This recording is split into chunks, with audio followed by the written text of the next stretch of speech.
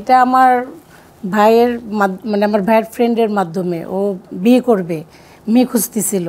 তখন আমার ভাইয়ের ফ্রেন্ড বললো, উনি আবার আমার ভাইয়ের ফ্রেন্ড, আমার ভাই মানে এত ক্লোজ, আমাদের ছোট বোনের মতো আমাদেরকে দেখে।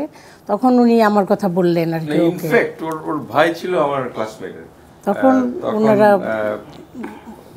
আমাকে দেখতে মোটামুটি সুন্দরী ছিল, এখন ভালো না, মানে এখন একটু বয়স হয়ে গেছে, এখন তো দাদি হয়ে গেছে। সুন্দরী ছিল, মানে সবাই বলতো যে সবুজ ওর ভাইয়ের নাম। তো সবুজের বোনটা কিন্তু সুন্দর আর কি। হ্যাঁ, তো এটা তোমার সঙ্গে মানাবে ভালো। এরকম ভাবে আসলে আল্লাহর লেখা কলম ছিল, বিয়ে হয়ে গেছে। আমি ঠিক আছে দেখবো। আমি একটা ফটো নিলাম, আগে ফটো নিয়ে আমার মাকে দেখালাম, মা পছন্দ করলেন। আমাদের সেটেল ম্যারেজ কিন্তু। তারপরে মা দেখে বললো যে না ভালো। তারপরে তো দুই পরিবারের সঙ্গে কথাবার্তা হয়ে যথারীতি যেরকম আপনার আগের নিয়মের যেরকম বিয়ে হতো আর কি, সেটা সেইভাবেই হয়েছে। সেভাবেই হয়েছে। এখন তো অনেক জাঁকজমকপূর্ণ বিয়ে হয়। আমাদের সময় এরকম ছিল না। আমরা হয়তো কিছু 100-150 লোক চলে আসলাম ওদের বাড়িতে, আমাকে নিয়ে আসলো। তারপরে সেখান থেকে খাওয়া দাওয়া করে বিয়ে পড়ানো হওয়ার পরে আবার সেটা আমরা বউ উঠাই নিয়ে দেশের বাড়িতে গিয়ে সেখানে হয়তো জনগণের সঙ্গে খাওয়া দাওয়া করা, সকলকে নিয়ে এরকম জাঁকজমকপূর্ণ অবস্থান তখন ছিল না। আপনি তো একজন পারিবারিকভাবে একজন সফল ব্যক্তি, আসলে আমরা যতটুকু শুনেছি। পরিবারকে কিভাবে রাজনীতির বাইরে সময় দেন, রাজনীতি, ব্যবসা, এত কিছু সামলে? আমি কিন্তু 5 টাইমস আমি নামাজটা আমি বাদ দিইনি আজ পর্যন্ত, এবং প্রত্যেক ফজরের নামাজ আমি পড়ি। যত রাতি আসে না কেন, আধা ঘন্টাও যদি আমি শুই, তারপর আমি অ্যালার্ম দিয়ে রাখি, ফজরের নামাজটা পড়ে আবার শুই। এটা আমার অভ্যাস হয়ে গেছে। ওদের পরিবারকে সময় দেওয়ার জন্য ওদের অ্যাটলিস্ট বছরে 2 বার আমি বিদেশে নিয়ে যাই, এর সময় বের করে নিই। আমার যদি ব্যবসায়ী কোনো কাজ থাকে, এদেরকে সম্পৃক্ত করে সাথে নিয়ে আমি তাদেরকে নিয়ে যাই। আর আমার ছেলে মেয়ের বিয়ে হওয়ার পর তো ওরা তো ডেফিনেটলি ওদেরকে সময় দিতে হয়, ওদের যাওয়া, ওদের বাইরে নিয়ে যাওয়া, এগুলি আমি করি। এটা আমি ওদের জন্য টাইমটা স্প্লিট করে রাখি আর কি, যে 7 দিন 6 দিন আমি রাজনীতি করেছি, একদিন তোমাদের দেওয়া উচিত। ওদেরকে নিয়ে হয়তো কোথাও বেড়াতে গেলাম, খেতে গেলাম, বা কোনো রেস্টুরেন্টে গেলাম, আত্মীয় স্বজনের বাসায় বেড়াতে গেলাম।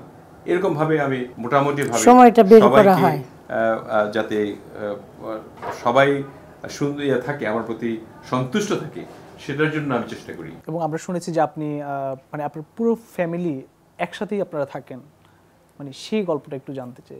আমার ছেলে দুটো লন্ডনে পড়াশোনা করেছে, একজন বারেট ল করলো, একজন বিজনেসে মাস্টার্স করেছে।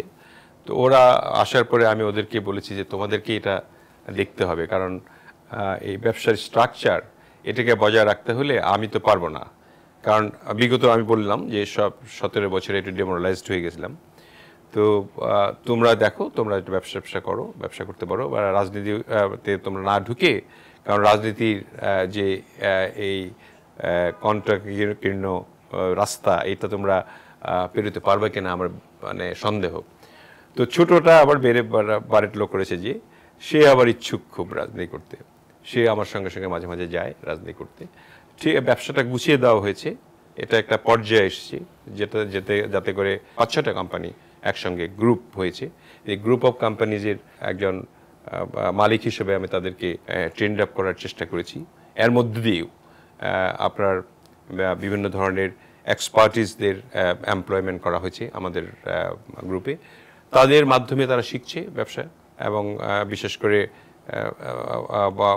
মানে বড় ছেলে মোটামুটিভাবে আয়ত্তে নিয়েছে কীভাবে ব্যবসাটা করতে হয়। আমি একটু ভাবির কাছে শুনতে চাই যে ভাবি, আপনার ছেলে মেয়েদের মধ্যে আপনি রাজনীতিতে উদ্বুদ্ধ করছেন? হ্যাঁ, আমি চাই একজন করুক বাবার পরে, সেটা আমার ছোট ছেলে করছে।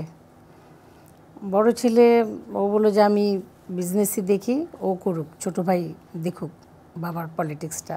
তো ছোটোজন আছে বাবার সাথে, বিভিন্ন জায়গায় যায় প্রোগ্রামে। আমি বলি ঠিক আছে করো, একজন থাকো অন্তত। আমারও ইচ্ছা যে একজন করুক।